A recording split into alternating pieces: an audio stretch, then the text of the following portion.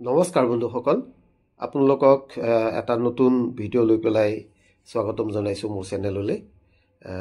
আপোনালোকে নিশ্চয় ৰাস্তাটো ধৰিব পৰা নাই। আমি আহি আছোঁ Pobitora wildlife sanctuary, Pobitora অভয়াৰণ্যলৈ। গুৱাহাটীৰ পৰা মাত্ৰ 52 কিলোমিটাৰ দূৰত আৰু সোণাপুৰৰ পৰা 7.5 কিলোমিটাৰ দূৰত চামতা নামৰ এটুকুৰা ঠাই আছে। তাৰ পৰা বাওঁফালে সোমাই যাব লাগে আৰু মৰিগাঁও জিলাত মুঠতে 39 স্কুৱাৰ কিলোমিটাৰ এটা অঞ্চলত এই অভয়াৰণ্যখন আছে। এই অভয়াৰণ্যখন এশিঙীয়া গড়ৰ কাৰণে বিখ্যাত আৰু হায়েষ্ট ডেন্সিটিৰ এখন অভয়াৰণ্য। ইয়াত গড়ৰ ঘনত্ব খুব বেছি, প্ৰায় 107টা গড় আছে। 39 স্কুৱাৰ কিলোমিটাৰ অভয়াৰণ্যখনত 107টা গড়, অৰ্থাৎ প্ৰত্যেক কিলোমিটাৰত প্ৰায় 2টাকৈ গড় ইয়াত থাকে। গতিকে আমি খুব সহজতে গড়ৰ বিষয়ে অধ্যয়ন কৰিবৰ কাৰণে, গড় চাবৰ কাৰণে পবিতৰা অভয়াৰণ্যলৈ আমি আহিব পাৰোঁ। আমি প্ৰৱেশ পত্ৰ দেখুৱাইছোঁ। এইফালেদিয়েই ঠিক পবিতৰা অভয়াৰণ্যলৈ সোমাই যাব পাৰি।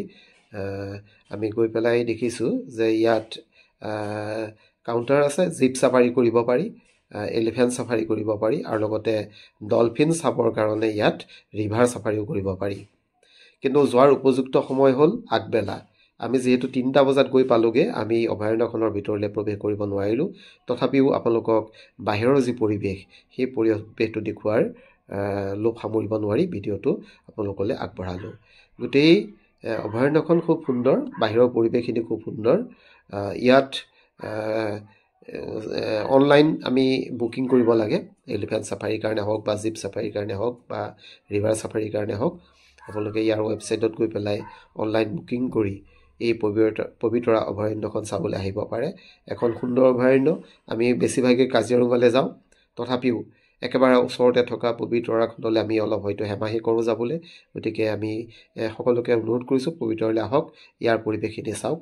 ইয়াৰ প্ৰৱেশ পথতে ঠিক এখন অলপমান দলং আছে। সেই অলপমান দলংখন মই দেখুৱাব বিচাৰিছোঁ। বৰ্তমান মেৰামতিৰ কাৰণে এইখন বন্ধ কৰি ৰখা হৈছে। সেই দলংখন হ'ল কি হাডুং অলপমান দলং, আৰু এই দলংখনেদি পাৰ হৈ পেলাই আমি ইফালে যাব পাৰোঁ। দলংখন দেখিছে আপোনালোকে, এইখন গেটখন বন্ধ কৰি থোৱা আছে যিহেতু ইয়াক মেৰামতি কৰি থকা হৈছে। এইখন হৈছে হাডুং অলপমান দলং আৰু ইয়াক প্ৰাকৃতিক সৌন্দৰ্য বৰ সুন্দৰ। আপোনালোকে ইয়ালৈ আহি পেলাই জীপ চাফাৰী কৰিলে কাজিৰঙাতকৈও সুন্দৰ পৰিৱেশত আপোনালোকে গড় আৰু মহ দেখিবলৈ পাব। অতি সুন্দৰ পৰিৱেশ। কিন্তু আগতীয়াকৈ টিকেট নকৰিলে ইয়াত আহি পেলাই টিকেট পাবলৈ অলপ দিগদাৰী, যিহেতু অনলাইন কৰিবলগীয়া হয়। গতিকে ইয়াত আমি চাইনবোৰ্ড এখন দেখিছোঁ। ইয়াৰ বিভিন্ন ধৰণৰ খৰচবিলাক কিমান দাম পৰিব সেইটো দেখুওৱা হৈছে। আৰু অভয়াৰণ্যখনৰ এটা বৈশিষ্ট্য হ'ল, আমি প্ৰৱেশ পথতে আমি অজস্ৰ গড় দেখিছোঁ। সোমাই যোৱা পথটোতেই ঢেৰ গড় আছে, যেনি তেনি আমি গড়েই দেখিছোঁ। গতিকে গড় চাবৰ কাৰণে এটা অতি সুন্দৰ এখন অভয়াৰণ্য হৈছে পবিতৰা অভয়াৰণ্য, পবিতৰা ৱাইল্ড লাইফ চেংচুৰী। 1987 চনত ইয়াক অভয়াৰণ্য হিচাপে ঘোষণা কৰা হৈছিলে আৰু তেতিয়াৰ পৰা ইয়াত গড়ৰ খুব দ্ৰুতগতিত বৃদ্ধি পাইছে। যোৱা 6টা বছৰ ইয়াত 10% 10% গড়ৰ বৃদ্ধি হৈছে আৰু এক গড়ৰ কাৰণে অনুকূল পৰিৱেশ। আহক আমি ভিডিঅ'টো চাওঁ। আপোনালোকে দেখিছে পবিতৰা যিখন ৱাইল্ড লাইফ চেংচুৰী, ইয়াত ঠিক আমি সোমাবলৈ ধৰাৰ আগমুহূৰ্ততে আপোনালোকে পিছফালে ভালকৈ চালে দেখিব যে মই গন্তি কৰি চালোঁ, প্ৰায় 10টা গড় এইকণত আছে। আৰু পবিতৰা অভয়াৰণ্যখন এনেকুৱা ধৰণৰ যে ভাৰতৰ ভিতৰত সকলোতকৈ বেছি ঘনত্ব, মানে গড়ৰ ঘনত্ব ইয়াত বহুত বেছি। গতিকে যেনি তেনি গড়েই গড়। আপোনালোকে পিছফালে দেখিছেই কেইবাটাও গড় আছে, একেবাৰে ধুনীয়াকৈ কেইবাটাও গড় ইয়াত ধুনীয়াকৈ চৰি আছে একদম মুকলিকৈ। গতিকে এয়াই হৈছে পবিতৰা। আমাৰ কাজিৰঙা ৰাষ্ট্ৰীয় উদ্যানতকৈ ইয়াত গড়ৰ সংখ্যা বহুত বেছি।